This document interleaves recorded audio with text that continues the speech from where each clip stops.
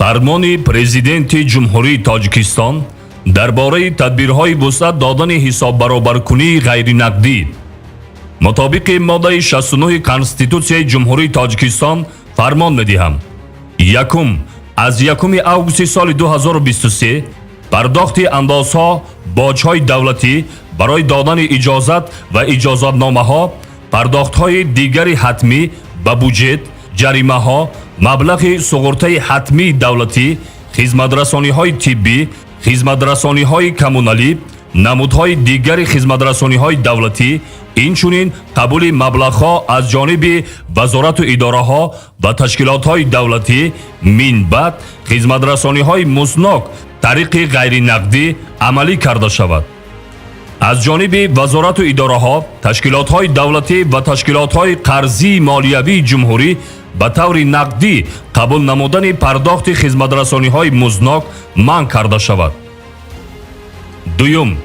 Бонки Миллии Тоҷикистон, вазорату идораҳо, ташкилотҳои давлатӣ ва ташкилотҳои қарзии молиявии ҷумҳурӣ инфрасохтори заруриро барои қабули пардохтҳои ғайринақдии худ то 1 августи соли 2023 таҳия, ташкил ва таъмин намоянд. ҳамгироии инфрасохтори қабули пардохтҳои ғайринақдии худро ҷиҳати қабули хизматрасониҳои музнок то 1 августи соли 2023 таъмин намоянд. бо мақсади ҳавасмандгардонии шахсони воқеӣ ва ҳуқуқӣ ва фароҳам овардани шароити мусоид барои анҷом додани хизматрасониҳои ғайринақдӣ оид ба ҷорӣ намудани меъёри ягонаи пардохти ҳаққи хизматрасониҳои ғайринақдӣ ва тартиби пардохти он чораҷӯӣ намоянд. якҷо бо хадамоти алоқаи назди ҳукумати ҷумҳурии Тоҷикистон ҷиҳати таъмини амнияти иттилоотии пардохтҳои ғайринақдӣ чораҷӯӣ намоянд.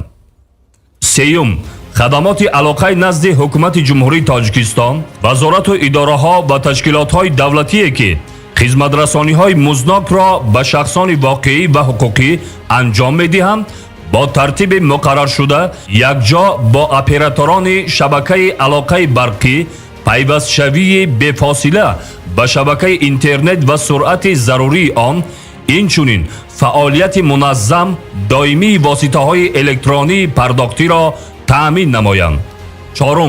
Кумитаи телевизион ва радиои назди ҳукумати ҷумҳурии Тоҷикистон дар ҳамкорӣ бо Бонки Миллии Тоҷикистон, вазорату идораҳо ва ташкилотҳои давлатие ки хизматрасониҳои музнокро ба шахсони воқеӣ ва ҳуқуқӣ анҷом медиҳанд, корҳои тавзеҳотию фаҳмондадиҳиро бо истифода аз тамоми воситаҳои ахбори омма, аз ҷумла шабакаҳои иҷтимоӣ мунтаззам амалӣ намоянд. дастгоҳи иҷроияи президенти ҷумҳурии Тоҷикистон, вазоратҳои адлия, молия, Бонки Миллии Тоҷикистон ва хадамоти алоқаи назди ҳукумати ҷумҳурии Тоҷикистон то 31 декабри соли 2023 ҷиҳати фаъол намудани портали ягонаи пардохти хизматрасониҳои давлатӣ чораҷӯӣ намоянд. ҳукумати ҷумҳурии Тоҷикистон санадҳои худро то 1 сентябри соли 2023 ба фармони мазкур мутобиқ намояд. Бонки Миллии Тоҷикистон, вазорату идораҳо ва ташкилотҳои давлатӣ ҳар 3 моҳа оид ба рафти иҷрои фармони мазкур ба ҳукумати ҷумҳурии Тоҷикистон ҳисобот пешниҳод намоянд. Президенти ҷумҳурии Тоҷикистон Эмомалӣ Раҳмон, шаҳри Душанбе, 22 июни соли 2023.